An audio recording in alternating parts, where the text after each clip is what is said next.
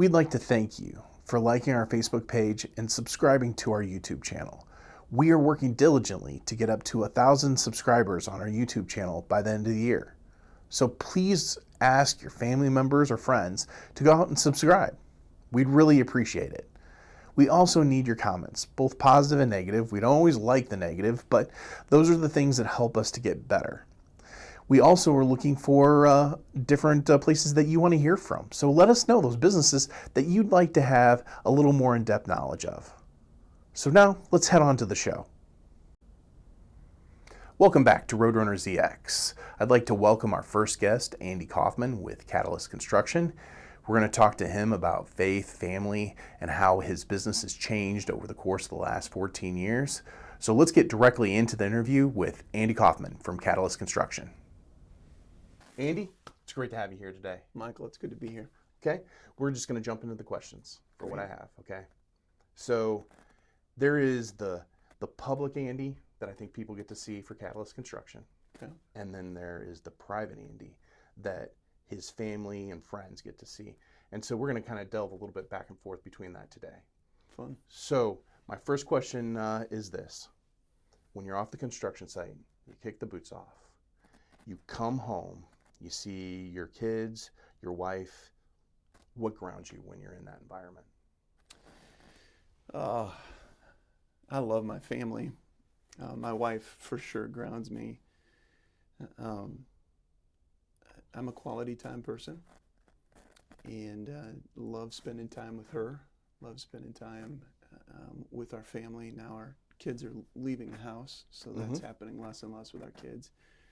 In fact, just this year we've moved three of our kids out of state, 4 if you include the one that's married, and we do.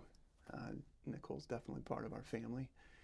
So we do still have one local, but our kids are leaving the roost, as they say, and we're excited for them, though we miss them a ton. But yeah, as far as grounding, my wife and I are still best friends and love being together, and so yeah, when I come home, it's good to be with her.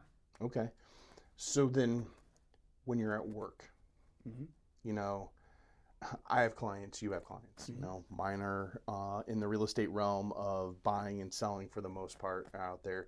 You have your clients that you're dealing with of they're doing a build project, probably one of the biggest things they've ever done in their entire lives.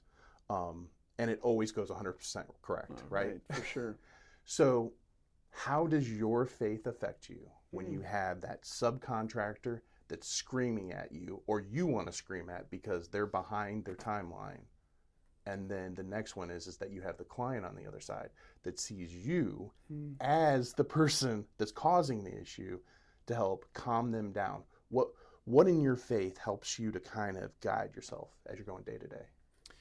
I appreciate that you mentioned faith, because that's the foundation really in everything that I'm about. I believe that all of us are about. So I believe that we're all created by God and that we are individuals made in His image. And so we talk about that a lot. In fact, in our new employee orientation, but then our team hears it a lot. In fact, it might sound like semantics, but we try to refer to our trade partners, our subcontractors, which technically they are subcontractors, as trade partners as opposed to subcontractors. It's just little things like that that help to reinforce and validate really our true understanding, and that is that we're all created in God's image and that all of us have worth. And we all have pressures and we all have agendas, and we totally get that. I get that. I understand it about my clients, our clients. I understand it about our trade partners too. And so when we come to work well-grounded and understanding that we're working with individuals, people that have value, they have families, they have, again, their own pressures in their own lives, it really can help to diffuse a situation, to step back and to settle down and to understand, try to understand. We can't fully understand anyone, right? I don't even fully understand myself, let alone every one of our trade partners or our clients, but that's a big part of it. And so settle down, understand that we're working with people. And well, let's go to your employees. Yeah. Okay. What is that employee that you're looking for to be a part of your team? So how are they onboarded in that process? So you say, hey, faith is a big portion of it, but I take it as the things that I've seen about your business is it's a family. Mm. It's not you're hiring a billing coordinator or something like that. You're not just hiring a person for the front desk to make sure that people, when they walk in the door, see somebody. You're looking almost for your own child that's going to be at the front desk. And you've had your children that have worked for you. Yeah. Our children have worked for us. We actually have chosen to use the term team rather than family, but it's very much the same thing, right? We're all together, genuinely caring for each other. A little different than family. We also understand that people will leave, though I just told you that some of our kids have left state, right? So maybe that is family too. But yeah, we talk about it like a team, and teams understand that there are folks that should be playing point guard and folks that should be in the 5 spot, and we could use whatever analogy of whatever sports team. You're a coach, you get that, right? But specifically, I'm going to take you back, tell you a little bit of a story. This ties this in with faith. Early on in business, Mike was our founding partner. We were needing to hire, but we didn't have a lot of money, and we were trying to figure out how do we do this? Who are we hiring? And would love to hire some A player, who could come in and had determined we're going to need to hire young people that probably have less experience that we can afford. And I remember being in church actually one Sunday morning, and was taught from Nehemiah. And something clicked in me. Now, Nehemiah is an interesting character in the Bible. He's actually a cupbearer to a king, right? He was a Jew, but the Jewish people had been taken into exile. He was working for a non-Jew, a pagan king, and his job was basically to make sure that, at least as I understand what a cupbearer is, to make sure that there's no poison in that, right? So he's just alongside, sips it, makes sure it's fine, and gives it to the king. Anyway, some things happen in his personal life where some family members have come back from Jerusalem, which would have been his hometown, and they're down, and he is broken by that. He's sees what's going on. He senses what's going on. His heart is broken for what he hears. And what's so interesting, I won't tell the whole story, but there are a number of traits about Nehemiah that we have looked for in our people. One is that they have intuition. To see and recognize what's going on. And so we talk about that with our team members, whether you're brand new to a construction site, whether you're in our office, wherever, but we want you to be using your intuition, all of your senses. Have them tuned, what's going on. And Nehemiah did that really well. He saw what was going on, he leaned in, and then he was catalytic, which is the name we chose, right? He was decided, hey, I want to make a difference. How do I make a difference in this? He took responsibility. That's a core value of ours, is to own the situation as best he could. He ends up asking the king not only for permission to go help his hometown, but even for resources. So he was bold in taking responsibility. And then another core value is that we're always about improving, and Nehemiah did that really, really well. What was crazy is he's a cupbearer. He should not have been had the resume, or he didn't have the resume to go rebuild the walls to protect. He was even basically a general, so he surveyed. He then was a designer, a builder, a general, and ultimately a governor. And so we have been very vocal within our organization that we're looking for Nehemiahs. We want people who, regardless of their background, where they've come from, whether they're a cupbearer, whether they're a student, whether they're a homemaker, whether they're wherever they're coming from, but that they have those traits of intuition, that they're humble and catalytic, that they take responsibility, that they're always improving, that they're relational. Yeah, that's a bit of a mix then of the faith. Certainly, faith is a big part of who I am, but we recognize that not all of our team members have the same faith and the same background in that. But it's those core tenets that we are looking for in our team members. Well, I have to say I'm very thankful because I have a whole bunch of questions that Andy just like completely knocked off, so I won't have to ask those later. So if you need to, I can just walk off camera. I'll let you talk for the next like 45 minutes, and then we'll go from there. So I'm gonna say good job for the person that was kind of nervous when we started this. So talking about nerves, you spent roughly 12 years at PJ Hair, correct? Yeah. And you made that jump with your partner. What was going through your head at the time? Why did you make that jump? And let's just say, so you guys do commercial builds. So if you're looking for a single family house, he is not the person you want to talk to. But if you want to have a commercial building remodeled or built out, they're the company to see. If you look around Bloomington Normal, Peoria, I mean, pretty much anywhere in central Illinois, you can see their signs. So you're making that jump after the Great Recession. Wife is probably like, okay, this is gonna work out. She's open. And so just let's go back to that time a little bit. So what made you guys decide to make that jump? Yeah, I want to first of all say some very respectful things about PJ Hair. They're a great organization. They were then, continue to be now. I often tell folks that I see them a little bit like I see my brother when we play basketball against each other. I want to win, so I feel like I'm a better basketball player than my brother, and so when we go head to head, I expect to win. I feel a little bit that way when we're going head to head with PJ. I hope that we come out on top. But when we're not playing against each other, I'm always rooting for my brother, right? And I'm cheering for him, cheering him on, and I feel that way about PJ. I want to make sure he's made a lot of basketball references, and there is an Andy Kaufmann that went to U of I. He is not the basketball player, though. But I can't tell you, I think I was in junior high when he was playing there. I had so many people ask me for my autograph so that they could go tell their friends that, hey, I got an autograph from Andy Kaufmann. Of course, I made sure that they understood that it wasn't me, but they could tell their friends whatever they wanted to tell their friends. They did get a signature from Andy Kaufmann. Yeah, so I think a ton of PJ. Continue to. They have had great leadership, continue to have great leadership.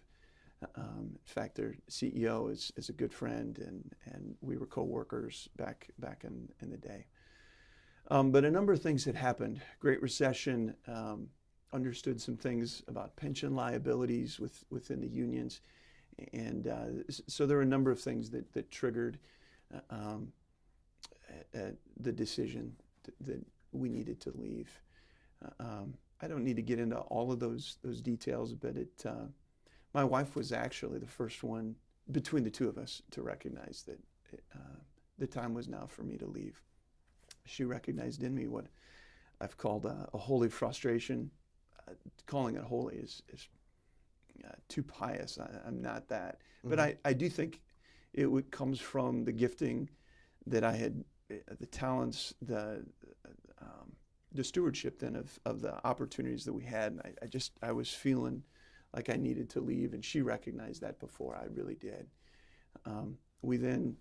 We thought, oh, maybe we should pursue missions, actually foreign missions. We looked at an opportunity in Thailand to go over and start a business over there, and ultimately didn't take that. But we knew we were supposed to leave PJ. Our decision was not at all out of spite. Again, they're a great organization, continue to do great work in our community and beyond. They're much larger than we are. That said, we had recognized that there were some trends or desires within our community that were a little different than what PJ was delivering. And so when we decided not to go to Thailand, and I was still trying to figure out what are we supposed to do, I began to write some business plans. And ultimately in the spring of 2011, Mike and I, who's my partner, made the decision then that we were going to leave PJ to start what we within the industry refer to as a construction management firm. as opposed to more of a general contracting firm now. Little education here for your listeners. You would already know this. We are a general contractor, and we are a construction manager, and we are a design builder. We're all of those things. We carry those contracts at different times. But within the industry, we would understand a general contractor typically to self-perform a significant amount of their work. And Advocate had just come and merged with Broman, which really meant take over and implement their policies across the board. And they really wanted a construction management model for construction delivery. And Advocate had been a key client of ours at PJ. And so they were really pressuring, and PJ, frankly, was struggling to deliver work. What we mean by construction management then is a very lean model, project manager, superintendent, and accounting staff, basically. And delivering work, getting competitive bids across the board, and managing those subcontractors, trade partners, towards an end result. They wanted to see that competitiveness. It's difficult for a general contractor who has hundreds of employees within a wide spectrum of trades to say, whoa, we're not going to utilize our employees to do this work. And so Advocate was pushing that model. So we really, sometimes I say I'm a reluctant entrepreneur. We were just responding to, again, some of the frustrations that I was feeling, but also some of the requests of our community. Well, I think that's the timing. I mean, Timing was so many everything. things with small business that people ask me, what's the difference between not being successful and successful? I'm like, it's timing. Like, you're just at the right place at the right time. Amen. And you have the skill sets. For me, I think, as you've said, I would tell people it's my faith. I mean, it's like God's like, okay, here's where you need to be. Sometimes we go through trials and things that we aren't expecting, but those are the things that get us prepared for the next step of things that need to happen. So on there, just try and help the viewers a little bit. I'd like to thank our sponsor today, Roadrunner Real Estate. They are a full-service real estate company that does both commercial and residential real estate. They give free consults with their decades of experience. So if you're looking for that personal touch when you're trying to take care of your real estate, call Roadrunner Real Estate today. They'd love to help you. I think the easiest way to explain, as I would see what you're talking about, is instead of having it where internally you're getting paid for everything that happens on a project, you're going out to the marketplace and looking for the best value for your client with the subcontractors that are out there, which sometimes can cause some issues because they're not in-house. You can't yell at them and say, hey, we need to get this done or whatever. But you're going out there to get the best deal for them with also getting the highest quality that you can for them at the same time, and giving them advice of how to work through that. And I think people think, hey, I'm going to go hire somebody. They think of it kind of as residential. I've hired somebody, they're going to build my house, and they're going to handle everything that's on there, and I know Hal that's going to come in and work on the floors. It's like, no, I've got, we use Zeller Electric as one that's out there, that they're going to come in and do the work, and you're going to make sure that they do it to what was specified in the contract. Good That's way correct. to describe it? Yeah, correct.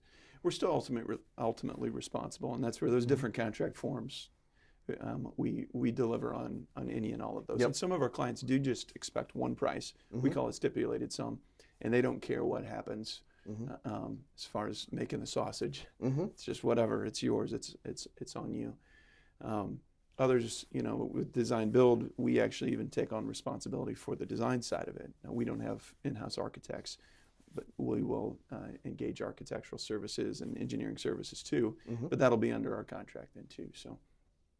Yes. So what you said, some clients do just want one thing, they don't care. Many of our clients, including Advocate, wanted to see just open book. They wanted to see all of the competitive bids. They wanted to be a part of selecting who those trade partners ultimately would be. Sometimes, typically, the low bidder gets the job, but even sometimes they would say, no, we would prefer this over that. So they want that kind of transparency. So that's really what you get with a construction management model is that openness, open book delivery model. And so what I would say is kind of based on my model with my real estate company is I refer to my real estate company as we're a boutique. Mm-hmm. You come in, you shop, hey, I want these different things. I wouldn't say on all things we're more expensive because you think boutique, it's going to be more expensive. It's like, no, it's just individualized. So this may cost you a little bit more because that's what you really want, Yeah. but there are other areas that may be cheaper because, hey, we're able to do this where others can't. Yeah. So Part of our proven process per se is a phase that we call discovery, and it's really about getting to know your clients. And I know you do that too, Michael. When you know them, you can serve them better. And again, back to Nehemiah, having the intuition to see what or to listen, hear, perceive, sense what they're saying, and also what they're not. Look at where they're at, where they've come from. So in real estate, you want to get the full story, the full history, and be able to put those dots, connect those dots to know where they want to go into the future. And that's really what we're trying to do too. We want to know how what they've been successful with, even where they've made some mistakes, and then help to connect those dots for success in the future. I said this in a couple videos back with the person that was sitting in your chair, which is I'm not everybody's real estate agent, I'm yours. And it's that I own it. And my line I've used with a lot of people is, I'm not in the sign business, I'm in the real estate business. And so not a lot of people see my signs are all over town and everything. And for those companies that do it, they do it, and I don't have an issue with that. But for my stuff if I have a sign that goes up, my job is to make sure that sign comes down as quickly as possible. And so as we go through I want to find out, okay, what are you looking for? Let's talk a little bit about your property. And I had at one point in my career where I took on a listing I shouldn't have taken on. I feel like it damaged a relationship because we took it on. I had a broker that does work for me that convinced me to take on the listing because it was going to be a good location. And we walked in, I had the conversation, and the person said to me, what do you think my property's worth? And I said, I believe it's worth X amount. And they said, there's no way I'm going to sell it for that. And I said, oh, okay. And they're like, I just got an offer for that like 2 weeks ago. And I went, okay, well, if you just got an offer, that might tell you something. And you're 4 times what that offer was. And but we put the sign up, and I'm like, this doesn't fit who my philosophy is, and everything about it was like, it wasn't beneficial to the client, it wasn't beneficial to us. And so I fell back into my place of, hey, God, here's where I'm going to kind of live my life of. I'm going to make sure that what we do very, very well. I'm going to make sure if we have signs go up, hopefully if I can do it before even the sign even goes up into the yard for them, or to the front of the building. It's like, let's just get it done as quickly as possible. Or it's the one of, we're going to work dogged. So, I mean, it may take us 4 years, we're going to close your deal, but at the end of it, we're going to find some way to get that taken care of for you. So I think that's a little bit of, I will also say the Catalyst way. You're going to find out who your clients are. Yeah, for sure. Okay, so we've talked about the past. Okay. Who's Catalyst today? Yeah, Catalyst today, we're fortunate to be a part of a strong community. A community that has some risks. We certainly do. We recognize that we're heavily dependent on some large employers that some of the state's decisions have made more challenging to be here. It's also a challenging place maybe to recruit, or at least we've heard that, but a really great place to raise families. A really great place. We export so much agriculture, and so we've got a lot of health in our community, and so we're really thankful to be here in Central Illinois, and we think it's a great place to be doing business. So our aim is to be Central Illinois' community builder of choice. And so we feel like we're doing really well in Bloomington Normal.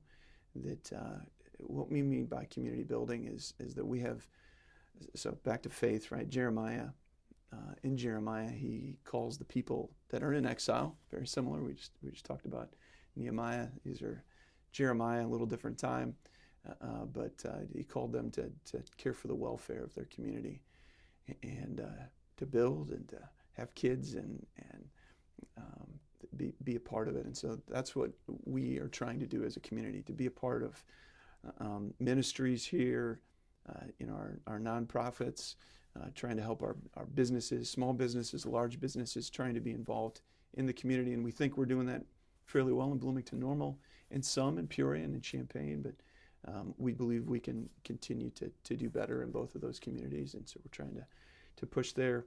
We're actually doing projects, good-sized projects in both of those communities also. But yeah, our aim is to be Central Illinois' community builder of choice. We take that choice really seriously because we recognize that our community has other choices. We've talked about one earlier, but there are others of our competitors, and so to be chosen is we don't take that for granted. We're working really hard for that. We've got a strong leadership team. We run on EOS, Entrepreneurial Operating System. We had implemented with Harlan Geiser. I think a ton of Harlan. He's been in our community a long time. We had Chad on just a few weeks ago. So. Oh, did you? Yep. Yeah. So, shout out for them and for integrity. And but we feel like we're in a really healthy place as a leadership team, and trying to think generationally about how we're developing our team members. We just are implementing a program called LeadX, which is really about how to grow those Nehemiahs within our team. And so we're in a good spot. We feel like the future is bright here. Bloomington, is not. We're not in a bubble. We're not in. And we think that's a good thing. That means growth is fairly healthy, both as a community, and we think also for Catalyst is, our growth curve doesn't look like a hockey stick. It looks pretty steady, and that's what we want to keep working towards. Yeah. So one thing that you said, just to step back for 1 second, to our viewers, I think it's very important to be chosen. I feel that way. When my clients finally, at the end of it, they've signed the contract, they're ready to move forward with me, they chose me. Like, I feel like so many companies now feel like, well, we're performing a service for you, so you know what, you need to just shut up, get out of the way, whatever. I'm in a place of service. I feel like as we talk about AI, that takes the human aspect out of a lot of things, and even businesses, like, I don't believe that retail really is failing because of Amazon. I feel that retail has failed because of customer service. Like, when you just throw a product on a table and expect people to come buy it, that's not customer service. That's providing a product. Now you're making it more difficult because they have to travel to your store to come get it when they could just sit at home and have somebody deliver it to their front door. So that's service because it's been brought to their door, but throwing it on a table is not. And so as I would encourage people that watch this particular episode and everything, of when you're looking for somebody that's going to do a project or something for you, make sure that they understand you're choosing them. They're not choosing you to be, and that it's a blessing that you have them to do this. And especially, I think it's in both aspects. I think it's in construction. I know it's with real estate agents. It hits the end of it. Yeah. They're happy to have you because of the paycheck at the end of the table when everything's done. But their thing of that you've chosen them, I don't know that aspect's in there, that they also then feel the service side that's out there. And when you have it, especially today, man, it feels really good when you have somebody that's how they look at their business. Yeah, and especially then when they choose you again. Right? It's one thing to be chosen once. It's another thing to be chosen twice, and on and on. And I don't want to make this all about Advocate, but we had seen that, and PJ has serviced Advocate really well. They continue to.